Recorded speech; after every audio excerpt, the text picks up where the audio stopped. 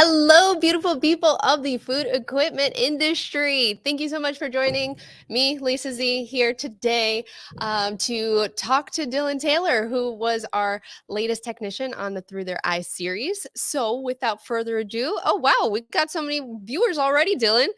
Here he is. Hey, how are y'all doing today? Hello, Dylan. First of all, thank you so much for joining in today. I know you have a very busy life and a very busy schedule, so I appreciate that you took this time today. Absolutely. Yeah, I told everybody to leave me alone. I was unavailable. I know. I was surprised how many dings I was hearing from your computer when we were just chatting before. Well, I got them all closed, so one Cool. of them burned down. If you're watching and you're from United Tech Services, leave Dylan alone just for at least like 20 minutes. So tell me, what have you done today? Oh gosh, put out as many fires as possible. Today, I'm actually traveling to Houston this afternoon to meet up with some team members and some management.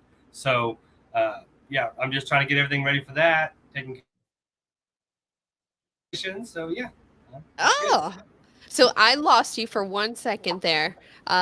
Just the last two words that you said. I said, yeah, it's good. It's good. So I actually loved in the video. You did say it. You said howdy. You said howdy in the video.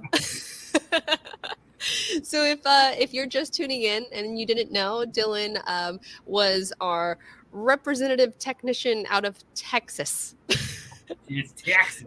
In Texas, in the big state, the biggest state in the world. So, I guess let's get into some questions here. If anyone watching has questions, feel free to comment them, and Dylan can see your questions too. He'll answer them. But I'm gonna go with Jason's first question that he left in the comments in the group. He said or asked, "What is one thing that makes all the road time and late nights worth it?" So I brought this up in my video as well, and the the passion I have for taking care of other people is very high. So, I explain to technicians, and this is the way I feel about it. By me doing my job, I'm not only putting food on my table, I'm also allowing others to do their job and put food on their table. So Yeah. the ability to perform and repair equipment, take care of customers, and leave a satisfied work environment that develops out into everything else that goes on. So that's really the passion that drives me, is because I like to take care of people. Yeah, definitely. You can you can tell. And I guess also because I feel like I know you so well now, just from the last, oh wow, almost 2 years that I've been working with Rich and stuff and doing Fed group stuff. So, Time and flies.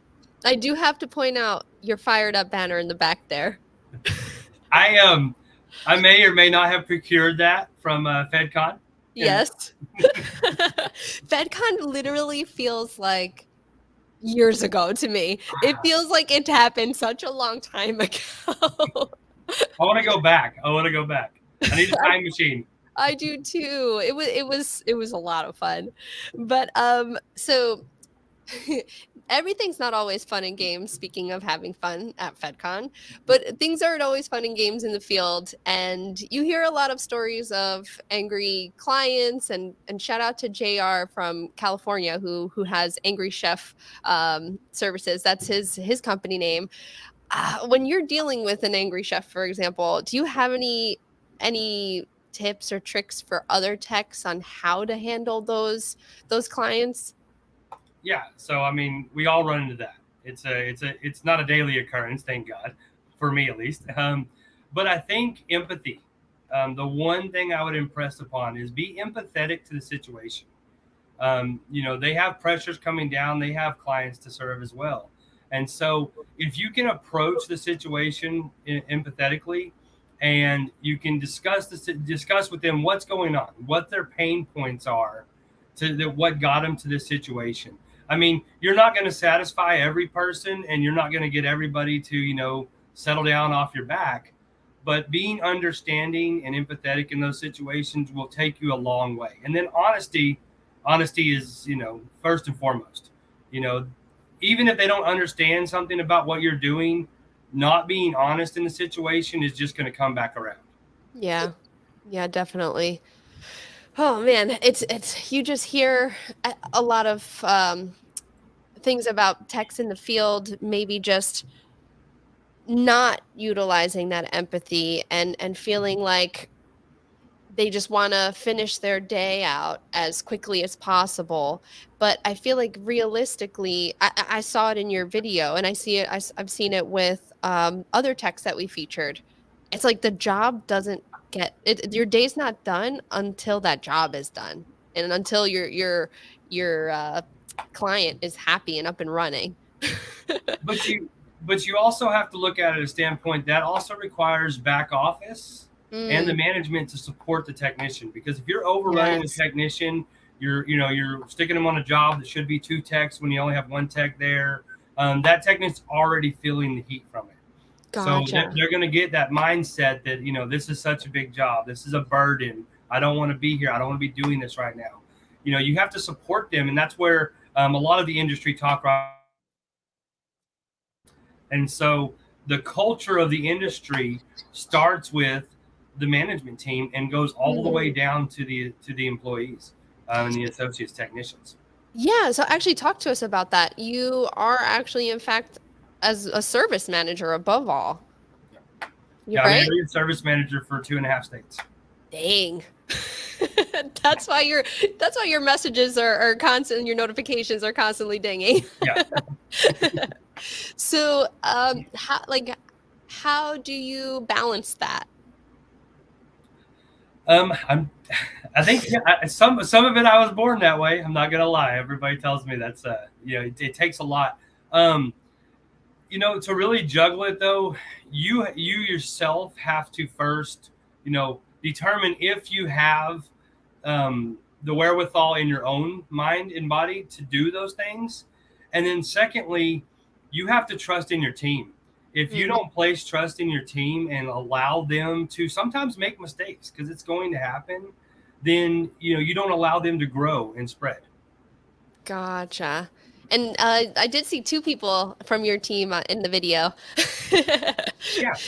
So actually, maybe you can tell us a little bit about how you felt filming yourself. What was that process like for you? Well, fortunately, not everybody got to see all of the videos because some of them were kind of There was awkward. there was a lot of video. Yeah, I almost had to go out and buy more memory, but you sent me enough. So no, at first, obviously, it's a little awkward. You kind of try to get in the rhythm, and then you set everything up, set the cameras up, start talking, and you go, "What am I doing?" I may or may not have deleted a couple of videos before I sent those to you. Of course, that's totally fine. But no, once you just kind of set the camera aside and you really boil down to who you are, and just be real. Just be real. I mean, you saw me walking in, talking to customers, checking on them, making sure they were good. Um, that's just who I am. So Yeah. once you get into the role of it, it's not playing a role. It's being who you are. And if that's not who you want to be seen on camera, that's Hmm. probably something you need to address. That's deep, Dylan. That's pretty deep. And so I just wanted to bring in this comment here because it is relevant to being a service manager. What are some methods you use to keep everyone on the same page? Consistent communication. And I talk to my guys. I talk to them on the phone at least every other day, but I talk to them through our communication apps all throughout the day. can I ask Um, how many people are currently under you? so currently, I have 10 people under me. Gotcha. Just for my idea of the structure of your organization, there are other service managers who also have about 10 people Uh, under them as well. it ranges. It ranges. Okay. We've tried to narrow those focus groups down. At one point in time, I had 19 people under me, and so we Wow. so we developed another area manager. We trained him, worked with him, and gave him some of the guys so that we can branch it out, because the larger the group gets, the harder it is to really keep Yeah. everybody on the same page. Wow. And Roger says comes down to character, capability, and chemistry. 3 C's. And Facebook user unfortunately doesn't say name, but it says I still call him for help. I'm I have guys that I've worked with for several years past, and yeah, text messages, phone calls, Facebook messages. I'm gonna help everybody. Our goal in the industry is to take care of the customer. It's not to who's at this company, who's this company. I can't talk to them. I'm sorry, but that's just who I am. I'm going to help when I can. And that's what Jason says. I shouldn't be apologetic for that. I say I'm sorry, but really I'm not. No, you shouldn't be apologetic. But Jason comments, a servant's heart is required of every leader. That is the truth. All right. Ready for another question? Because I think this actually speaks to your character as well. I'm wondering, have you always been very organized, or is it something that you've had to learn being in this industry? So since I was a kid, I've always been organized. I'm the youngest of 5. So I have 2 older brothers I have 2 older brothers, an older sister, and a twin sister. You have a twin. Yes. You have a twin.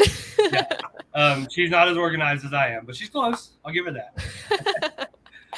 No, it's really a long time. So yeah, everybody who's ever known me has kind of called me the OCD, very organized, crazy. So. No, truly, like I've seen some vans out there, but your truck is impeccable in terms of knowing where everything is, the placement of all your tools. Oh, you haven't seen my new truck.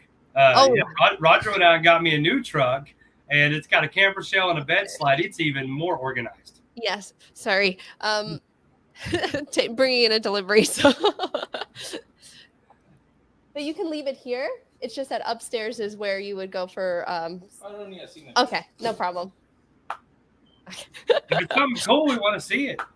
No, it's just parts. It might be cool parts. It could be cool parts, but I'm so sorry. Repeat what you were saying about your new van. Just because I was saying that you guys in the video got to see my my old truck, which was actually not even old. But we've hired people, we've got more vehicles, and so I swapped out for the same truck, but it has a camper shell and a bed slide, and so it's even more organized. Wait, a camper shell? Okay, so obviously you're not using it for camping anymore. So what are you? Well, okay, so a camper shell is a bed cover. Basically, the old term is camper shell, but it's a bed cover. It's got flip up side doors, and flip up back door. Some shelving and cabinets, and then a bed slide that slides all the way out, so I can access everything without crawling in the truck. Oh, that is crazy. I'll do another video on another truck. Yes, please. Because that's awesome. Because I've heard questions and comments from people just in terms of like how they should organize their trucks. What is the best, most efficient manner of like doing things quickly? And I think you've got the answers for that. So the Facebook user was Israel Vasquez. Israel Vasquez, yep. And we worked together at another company prior to me coming to United Service Technologies, and yeah, we've been friends through the whole thing, and he's working here with us. That's awesome. And pack out for the win. Yeah, sorry, Roger. Pack out's expensive, but it's worth it. So Chris Rowling asks, what is some advice for young technicians? And I was totally going to ask you this too. Chris stole your thunder. Yes. So, young technicians. So, I technically got into this when I was 16-ish. I got invited to work on equipment at the Texas Tech University. And so that's how I kind of got into kitchen equipment. I worked on all the dorm kitchens. And one of the things that my boss there impressed on me was learning terminology and the names of what you're working on, the parts. So he wouldn't even listen to me if I wouldn't use the correct terminology. Really? So I would say, do your due diligence to learn, what you're talking about. One of the things the manufacturers have commended me for is when I call them, I can explain to them exactly what's going on by using the correct terms and names of parts. Wow. It's not a Okay. thingamajig. So for me, who, as somebody who doesn't know anything about equipment, give me an example of that. Like, uh, you open up a panel. What is the thingamajig? So let's just well, okay. So for you, I'm going to use recommend household appliance. Okay. You call in your refrigerator's not cooling, right? Okay. Yes. So you call into a service manufacturer and you say, hey, I've got a Samsung, refrigerator and it's under warranty and it's not cooling. All I hear is a tink, tink, tink, tink, tink coming out of the back of the machine. And, their recommendation is going to be to, hey, you need to call a service provider, So whereas if you were to call them and you say, hey, I opened up my fridge, it's not cooling, I pulled it out, I checked the back, the fan's not spinning, it's making a clicking noise. I checked inside the fridge, make sure everything's not too tightly packed against the back wall. They're probably going to give you a little bit of assistance without telling you to call somebody. So I shouldn't say the white plastic piece is making a noise. I think that is a truly really good advice for a young technician. I applaud that for sure. It's Thank you taken for me a long way. It's taken me a long way. that's awesome. So, because we're talking to young technicians, maybe you can think back to being a young tech and who might one of your most important mentors be going back to when you were a young tech or actually now? Who are your mentors, Dylan? I feel like you're mentoring everybody. Who's mentoring you? Um, so there's a kind of a gambit of people. So I don't want to nail it down to one individual because through my life and in this career, I have leaned on other people. I would say my first mentor. How far back do you want me to go? Growing up when I was young, growing up when I was younger, a friend's dad of mine, I spent a lot of time at their house, and he basically raised me. Not that my parents weren't around, I just spent so much time at their house. So Yeah. for my younger teen years, that was a huge mentor to me, Mm. and we still stay in communication to this day. Coming into the industry, as much as mm, Is this sorry, gonna get you in trouble? as much as I don't stay in communication with my boss that I first got into with the university, um, he taught me a lot. He taught me a lot. He was a master electrician, and he was in charge of all the kitchens. And I learned a lot in my younger days. Whereas I may not have agreed with everything we were doing, but now that I'm older, I can understand why.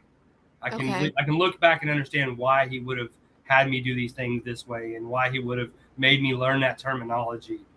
And then today, I would say, oh gosh, there's so many. Well, hold on. I Someone might have answered this for you because they said we all want to be like Taz when we grow up. and we all know Taz, and I've known Taz for going on 7 years now. And yeah, great guy, fantastic mentor, as well as his cohort, Toby Dobbs. Those guys are just fantastic. Whether you know them in relation to work or outside of work, both ways. I get a lot of inspiration from Roger. Working here has been a blessing because I have people like Roger that take care and take pride in letting their employees know that Yeah, they see them. that's awesome. And Jason wants to know, do you mentor or has anyone asked you to be their mentor? So no one has directly asked me to be their mentor, um, but I feel like I do mentor.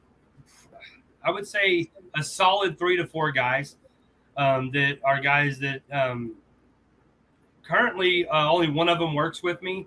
The other ones are guys I've worked with in other jobs and in the past. But no, I'm open to helping anybody out. The amount of time I can devote to it will depend. It's going to come and go. It's going to go up and down. But as far as being able to mentor, I try to mentor every day. Yeah. To some level. What I was going to say is I feel like you just have that character trait in you to be, you mentioned it early on in this conversation, to help people. And if that's really in you, I think that's probably one of the qualities that's going to take someone the furthest within this industry as a technician, as a service manager. So awesome. But now let's go back to your tools, because I still have a question about your tools. What is one tool in your arsenal that you think is underrated? Underrated. Do you realize how many tools I have in that truck? You have so many. It took a 10-minute video just to look at half of them. I know. I literally had to make it a separate video. The most underrated tool. So this is gonna sound my silly. Heart. Is that what you were gonna say? No.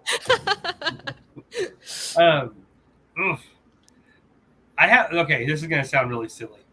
The screw starter that I showed in my video. Yes. I have had that since I started in this industry. I have carried it with me from job to job. And it's the silliest little tool, but it has got me out of so many binds. Wow. Yeah, no, I remember seeing that and thinking that I needed one, like, just for my household projects. Well, when you have hands like this, it's hard to hold on to little screws. And someone answered a phone, like the phone. I don't think the phone's underrated at all. I mean, it's... So you mean, like, you think it's an overrated tool? No. I think it depends. It can be looked at it both ways. Okay. So it can be underrated if you don't know how to use it and you don't rely on it. It can be overrated if you fully depend on it. Gotcha. So do you feel like you shouldn't, it would be overrated if you're the person that's Googling everything, Googling what is this white piece, instead of already knowing what this white piece is? Yeah, a little bit to that. I would say that the other part of that is that if you're constantly utilizing your phone okay, I'm going to step back for a second. The one complaint that I hear a lot from customers, and this is throughout the years, is the technician's on site and he's just on his phone the whole time. It's like, does he even know how to do the job? Okay, that's an interesting take. It's a point of view from the customer's side. If you're spending all of your time staring at the phone and not fixing their equipment, they're going to feel that you don't have the skill that it takes to fix it, or the knowledge. Gotcha. Okay. So I'm wondering if I'm putting you on the spot here, but when you were fixing all those, I think it were combi ovens, those racks, convection ovens. There was 8 of them. Yes, all of those convection ovens. Do you know how much footage there was of you on your phone? So I do. And in all fairness, we write our service tickets on a phone. Yes. So all of our service tickets are digital. So yeah. I feel like you cropped all the parts. I feel like I watched it. I was on the phone the whole time. Well, so in terms of editing, the reason why I had edited that way was because you were talking about technology, and how often you do utilize technology to do the job. And essentially that is why I edited that way. So yeah, no, Dillan's not always on his phone while he's on site. He just has to do his service tickets and do the videos for the clients for those service tickets. Am I right? Yeah, pretty much. I mean, and that's also though the way you talk with the customer. If you can use, correct terminology and make them understand what's going on with the unit, they're going to look less at the amount of time you spend on the phone because they feel confident that you know what you're doing. And they're also going to have less questions. They're going to have less questions once they see an invoice, for example, that has the video explanation attached to it, they're going to be like, "Oh, okay, this is why it cost that much. This is why it took so long to do. I understand." So, Photos and videos go, I mean, they say, pictures are worth 1,000 words. They really are. yeah. I like Jason's comment there. So it is a perception issue. What if the phone was branded or had a case that looked like a company tool? I mean, I want to see what you come up with there. I'll sport it for you. I'll send you what kind of phones I have, because I You have know, multiple. I actually don't disagree with that. I'm going to tell Rich. I think that the guys should have Malachi phone cases, like in terms of Malachi Parts and Service, our techs. They should have phone cases with branding on it. So, so United Service Tech, you guys need your own branding too. Let's talk to Roger about it. All right, yeah, tell him. I like that idea though, Jason. So Jason, he's going to design it. he is going to design it. It's going to look like a tool though, like he said. It's going to be a very large phone case that looks like a tool. But awesome. Thank you for answering that. It's your screw starter. I don't know why. I love that little tool.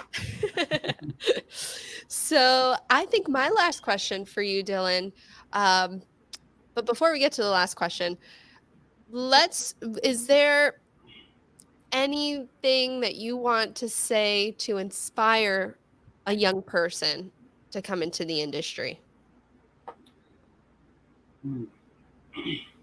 Like if you were a 16-year-old kid trying to think about their future, even though they're not probably thinking about it because they're probably playing video games. Oh, my first question when I got asked to come into the industry was, what does it pay? So essentially, do you think that that would be the best inspiration for somebody to come in? I don't know if it's the best inspiration. I think you have to lay it out as to it's a couple fold. So yes, in this industry, you can make very good money. You can come in at good money nowadays. Mhm. Let me see, I started at $5.65 an hour. Wow. So yeah, that's where I started. What is Texas current? What is Texas minimum wage currently? Oh, girl, I don't know. I don't know either. I don't know what it currently is. I know there's been a lot of debate about it. So. Gotcha. Okay. I'm fortunate that the company I work for thinks highly of me and pays me well. Good. So Jason has one more question actually, and I think this is a really good question. Since you are on your feet so much, what brand work boot is your choice? Yeah, we actually don't talk about that much. I think I might add that to my question list too. So this is actually a topic of conversation that comes up. I'm in a lot of Facebook groups for food equipment industry. Okay. It comes up very often. Personally, I wear Red Wing boots, but I wear like the really fancy ones. They're about $300 a pair. Okay. But they last me a good year and a half, 2 years. So to me, it's worth it. I've wore every different kind of boot, shoes. But yeah, that's what I wear. So yeah. And Roger says, "Do hard things. It's worth it." That is the truth. It is. Roger's words of wisdom, which I appreciate very much. I just sprinkles them in. So my question for you, and Roger, turn away now. This is a not. My question, Dylan, is if you could start a business that's outside of the food equipment industry, what would it be? Don't laugh. You promise you won't laugh? I'll try. I'm not going to clown school. Don't worry. I'm a giggly person, so I'll try. No, this is gonna sound crazy. Since I was a kid, I always wanted to be a locksmith. I don't know why. I think that the way that locks work intrigues me. Okay. And so yeah, if I was set and I just had to go do my thing, I'd probably have a rig in the back of my truck and just drive around and be a locksmith. Have you dabbled? Not as much as I want to. So when I worked for the university, our department was right down the hall from the lock shop. So I spent a lot of time in the lock shop. That is very random. I love that random nugget of information. I'm Dylan Taylor, and when I was in college, I spent a lot of time in a lock shop. Jason said he wished it was marketing. Please say marketing. You know, okay, so frankly, I don't even like being on camera. I'm not bad at it. I mean, You're I very good at it. I'm not bad at it, but I frankly don't like being on a camera. But you really are good at it, Dylan. I appreciate that you did take the time to do a video or film yourself for a period of time, as well as coming on this live stream, because live stream is also a totally different animal too. It is. It is. But you're just talking to me and all your friends, so it's not that bad. Yeah. Yeah, Roger hasn't asked me to do any conferences yet and speak to anybody. Hold off, bud. Hold off. I need a little more work. Don't get any ideas, Roger. That's it. So, Dylan, I guess I just want to say thank you one more time. And if no one else has any other questions coming in, or if you had anything you wanted to wrap up with, I just appreciate the opportunity, frankly. There's a lot of people like myself that are behind the scenes in the industry that are just running things. And the opportunity to come out and tell my story, share some videos of what I do throughout a day. Things have shifted a little bit since the video. So I use the word, I'm a service technician quite a bit in the video. Yes. And I am an area service manager. I still go out in the field. I still fix equipment. I work with technicians. My role has shifted more to where I'm doing a lot more office work. But I am still doing field work. So, those things come and they change, and, you're in an ever evolving industry, but I don't want to ever lose touch with the field side of it. I don't ever want to get so pulled back that I can't do passion, because I love to work with my hands. Yeah, and I was going to say, if you were just a service manager, I feel like you would you would miss working with your hands so much. Like, that's just ingrained in you. Because even the side projects that I see you working on, in terms of completely like building house stuff and stuff like that, like, you are constantly active with your hands. Yeah, I don't know. I just love it, and I can't sit still. I can barely finish watching a whole movie. I don't know how to sit still. Yeah. I'm the same way. But awesome, Dylan. Thank you so much. Thank you for everyone watching and everyone who asked questions. If you want to be on the series, of course, reach out to me. And Dylan, where can people reach you?